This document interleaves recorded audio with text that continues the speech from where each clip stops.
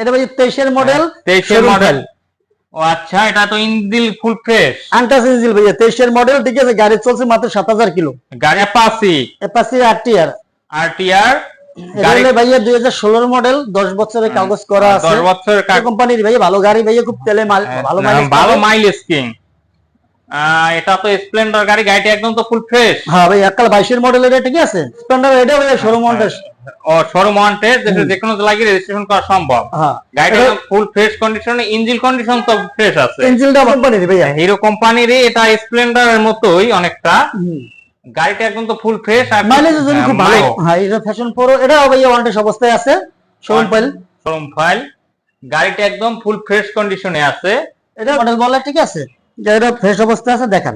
দেখাচ্ছি ভিউয়ার্স, এটা নিলে রাখা যাবে মাত্র 1,05,000 টাকা ভাইয়া। 1,05,000, 2023 এর model, Barishal number. Barishal number. এটা